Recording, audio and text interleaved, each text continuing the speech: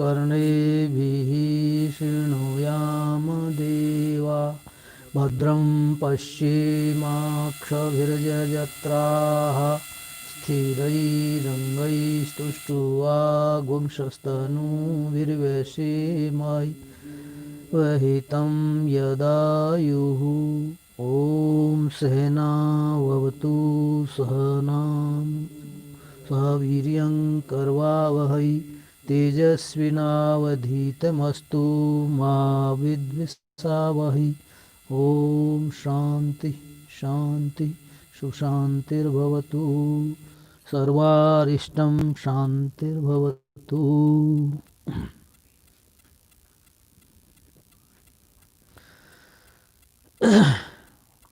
पूर्व प्रसंग में भगवान ने बताया कि जो कर्म में अकर्म देखता है और अकर्म में कर्म देखता है वह मनुष्यों में बुद्धिमान है और उसके द्वारा सब कर्म हो चुके या सब कुछ करते हुए भी अकर्ता ही है। यह है तद एतद कर्मणि, यह जो इस प्रकार से कर्म का व्यवहार बताया, अकर्म आदि दर्शनम स्तूयते, उसकी स्तुति की जा रही है, उसकी महिमा बताई जा रही है। ऐसे ज्ञान की महिमा बताई जा रही है। क्या है महिमा? कि यस्य सर्वे समारंभा काम संकल्प वर्जिताः ज्ञानाग्निदग्ध कर्माणं तमाहु पंडितम बुधा। यस जिसके सर्वे समारंभा, समारंभा मानी कर्म अच्छी प्रकार से आरंभ किए जाते हैं, जो समारंभ हुए तो कर्म फलाशक्ति को लेकर के कर्म कर्ता अच्छी प्रकार से उसकी जानकारी करके तब प्रवृत्त होता है। समारंभा का लाक्षणिक अर्थ हुआ कर्म। वे कर्म यदि कामना और संकल्प से रहित हैं और ज्ञान अग्नि से दग्ध हुए हैं कर्म जिसके, तम बुधा पंडितम आहु, बुद्धिमान लोग उसको पंडित कहते हैं। इतना आ गया। अब यहाँ ज्ञान अग्नि दग्ध कर्माणम समास है, इसमें ज्ञान अग्नि माने ज्ञानाग्नि न, तृतीय तत्पुरुष समास है। यहाँ दग्ध कर्माणम, दग्ध हो गए हैं कर्म जिसके, वह पंडित है। अच्छा, अब ज्ञानाग्नि क्या है? यहाँ जिसका प्रकरण चल रहा है उसको यथावत माने कर्म में अकर्म और अकर्म में कर्म देखना ही यथार्थ ज्ञानाग्नि है। और ऐसी ज्ञानाग्नि प्रज्वलित हो गई है जिसके अंतःकरण में, उसी की कामना और संकल्प मिटेंगे। कामना और संकल्प से वही होगा। माने कर्म में अकर्म देखे, मान लीजिए, तो फिर जब कर्म में अकर्म देख रहा है, अकर्म का मानी नहीं है कर्म, नहीं, फिर उसकी कामना, जो कर्म है ही नहीं उसकी दृष्टि में, फिर है नहीं उसके प्रति कामना क्यों होगी?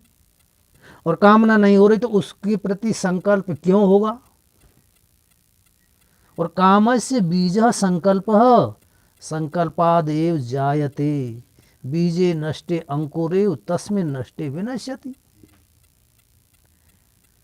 कामना का बीज ही संकल्प है।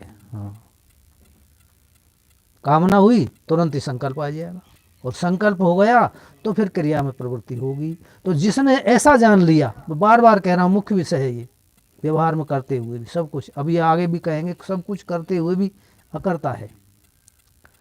वास्तविक बात यह है। तो क्यों ये ज्ञान क्या है? कर्म जहां हो रहा है वहां देखो। अच्छा, कर्म जहां हो रहा है वहां न देख करके नहीं हो रहा है वहां देख रहे हैं, उल्टा ज्ञान। आत्मा में नहीं हो रहा है, ज्ञानाग्नि की कह रहा हूं, जहां हो रहा है वहां देख रहे हैं। अच्छा, अब वह बताओ, जहां हो रहा है वहां देख रहे हैं, फिर जो आप हो, चेतन तत्व हो, वो फिर उसकी कामना का ही करेगा। सड़क पे कुछ भी हो रहा है अब यहाँ, नहीं, हमारा उससे कोई प्रयोजन नहीं। क्या उस पर उसकी हम कामना करेंगे? बड़ी अच्छी गाड़ी चल रही है, एक बहुत अच्छी एसी है, उसमें सारा खेल है और बहुत तेज़ी से चल रही है, उसमें ना हाल वाल लगे ना दचकी लगे, नहीं। ऐसा कुछ हमसे आकर के कोई कहे तो क्या हमारी उस गाड़ी को लेने की कामना होगी? नहीं होगी। होता रहा वहाँ खेल, क्योंकि वो जिसमें हो रहा है, सड़क पर हो रहा है, वहीं देख रहे हैं। तो जिस संगात में हो रहा है वहां देख लो, हो गया कर्म में अकर्म, वहां देख लो। और अकर्म में कर्म है, जो बताया, मैं आवृत्ति कर रहा हूं उसकी। अकर्म में कर्म है, जो शांत हैं, तूष्णीम भाव हैं, उसमें कर्म को देख लो। कर्म का तात्पर्य ये मुझ में नहीं, तूष्णीम भाव भी मुझ में नहीं है, शांत रहना भी मुझ में नहीं है, क्योंकि मैं तो पहले ही शांत हूं। कर्म के करने से पूर्व आप शांत हो, कोई विकृति नहीं, और कर्म को कर चुकने के बाद में फिर शांत। तो बीच में ये कर्म आया तो इसका तात्पर्य आपका इससे संबंध नहीं था, ये तो कहीं से गड़बड़ घोटाला हुआ है, बीच में करने वाले कोई और ही है, बीच बीच में ही था, पहले भी शांत थे। तो तुम तो शांत पहले हो ही। ज्ञानाग्नि ना दग्ध कर्माणम, ये ज्ञानाग्नि है, इस पार होंगे तो फिर ये ज्ञानाग्नि से कर्म दग्ध हुए हैं, काम और संकल्प से रहित हुए हैं, तब आपको बहुत अच्छी तरह से फिर इसी श्लोक को, आपकी जो प्रक्रियाएं पढ़ रखी हैं ना, जो पुस्तक में छोड़ रखी हैं आप लोगों ने, उसकी ओर ले जाऊं। बड़ा सुंदर है। रस्सी में सर्प दिखता है, मैं आवृत्ति कर रहा हूं, बहुत ध्यान दे करके सुनो। रस्सी में सर्प दिखता है नहीं, उसका कारण आपने पढ़ रखा है, मैं थोड़ा सा सरसरी दृष्टि से बताऊं। उसका कारण एक तो तिमिर दोष है, प्रतिबंधक सर्प बनने का, और एक रस्सी के इदम अंश का ज्ञान है, क्योंकि रस्सी के इदम अंश का ज्ञान नहीं होगा तो सर्प नहीं बनेगा, इदम अंश का ज्ञान है। तो अब हमारी स्थूल दृष्टि से अनर्थों का कारण क्या हो गया कि रस्सी का इदम अंश, क्योंकि वह नहीं होता तो सर्प में नहीं बनता, और वह होता भले ही लेकिन तिमिर दोष नहीं होता तो सर्प नहीं बनता। तो अब मैं सिद्धांत को खोलने से पूर्व इस दृष्टांत को सिद्धांत की ओर ले आऊं। तो इसका तात्पर्य है कि आपकी जो स्फुरना है, रस्सी का इदम अंश, आपकी जो स्फुरना है, बहुत धीरे धीरे समझो, आपकी जो स्फुरना है वही नाम रूप में मिलकर के, नाम रूप में मिलकर के अनर्थों का कारण बन जाती है। रस्सी के का इदम अंश है, वह ही तिमिर दोष होने के कारण अनर्थों का कारण बन गया। तो आपकी अविद्या होने के कारण आपका जो अहम स्फुरना है वही नाम रूप में मिलकर के, सर्प डंडा माला धारा में मिलकर के अनर्थों का कारण बन गई। स्फुरना सही थी, रस्सी का इदम अंश सही था, रस्सी का ही था, यथार्थ था, सत्य था, लेकिन इस तिमिर दोष ने क्या किया, प्रतिबंध बन गया, प्रतिबंधक बन गया, डराने भय कराने वाला हो गया, सर्प हो गया ना। तो अब हमें क्या करना है, समझो, ज्ञानाग्नि ना दग्ध कर्माणम। अब हमें क्या करना है, हमें ये करना है कि तिमिर दोष को हटाना है। इदमंश तो रहेगा, बना रहे नहीं। अब डंडा लेकर के सर्प को मारने की आवश्यकता नहीं, माला धारा को हटाने की आवश्यकता नहीं, बना रहने दो उनको उनकी जगह। संसार को मिटाने की आवश्यकता नहीं, द्वेष करने की आवश्यकता नहीं, इससे बैर करने की आवश्यकता नहीं, अगर हमारा अनर्थ कर रहा है, बना रहने दो उनकी जगह नहीं। और इदम अंश को भी बना रहने दो, वो तो रहेगा ही। इदम माने आपकी पूर्ण आप जो है ना।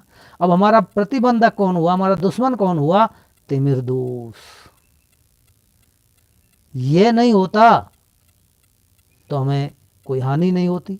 तो अब हमें क्या करना है, उस तिमिर दोष को हटाना है। तिमिर दोष हटा नहीं, इदम जिसका था उसी का ज्ञान हुआ नहीं, उसका ज्ञान होते हुए सर्प माला डंडा धारा भगे नहीं। ये कहूंगा मैं अपनी भाषा, यही तो अर्थ है। देखो प्रक्रिया को अपने ऊपर घटाओ, फिर एक बार बोल लूं, तिमिर दोष हटा नहीं, हटते ही रस्सी के इदम अंश का सच्चा ज्ञान हो गया। रस्सी के यथार्थ इदमंश का यथार्थ ज्ञान नहीं था, तभी तो हुआ ना। यथार्थ ज्ञान क्यों नहीं था? तिमिर दोष था। तो अब हमारा दुश्मन है तिमिर दोष, तिमिर दोष को हटाए। अब रस्सी के इदम अंश का यथार्थ ज्ञान करने के लिए और हमें कोई प्रयास नहीं करना पड़ा। समझ रहे? कोई प्रयास, वो तो फिर स्वतः ही हमें पता लगा कि तो रस्सी का है। और रस्सी के वास्तविक स्वरूप का ज्ञान होते ही सर्प माला दंडा धारा को भगाने के लिए कोई अन्य प्रयास नहीं करना पड़ा। आगे समझ? तो आप सिद्धांत में आपका जो यथार्थ, आपकी जो स्फुरना है, चेतना है, चित्ती शक्ति है, ज्ञान शक्ति है, संविद शक्ति है, कुछ भी नाम ले लो इनके, उसका यथावत ज्ञान करना है। इदमंश किसका था? रस्सी का। नहीं समझे? तो ये स्फुरना किसकी है? साक्षी की। साक्षी कौन से देश में रहता है? बताओ जी। अरे अपने अंदर ही रहता है, वहीं पहले नहीं। साक्षी अपने माने आत्मा वहीं तो है ना। अब वो स्फुरना आत्मा की है। अब वो स्फुरना मिल गई नाम रूप में संसार में, नहीं, अनर्थों का कारण बन गया। तो स्फुरना को समझना है कि स्फुरना किसकी है? आत्मा की। तो ये स्फुरना नहीं है, ये आत्मा ही है। तो बराबर हमको तो परमात्मा प्राप्त करना है, आत्मा से हमें मतलब का, आत्मा तो हमें हमारे अंदर है, जानते हैं हम तो आत्मा को। तो यही तो अर्थ हुआ ना। अब क्या तो उत्तर दोगे तुम उसको? वो एक ही है, आत्मा और परमात्मा दो नहीं है, एक ही है। इस अंतःकरण की उपाधि ने ही उसको ही आत्मा बना दिया, और आत्मा ही आत्मा नहीं, जीव भी बना दिया उसी ने। और जीव ही जीव नहीं, सारे अनर्थों का कारण भी उसी को बना दिया। और अनर्थों का कारण ही कारण नहीं, अनर्थ भी स्वयं ही बन गया। जयराम जी की संसार वो का वही सिद्धांत है। कर्म में अकर्म देखना, उसी को फिर ये स्तुति करके वही बात फिर कह दी है।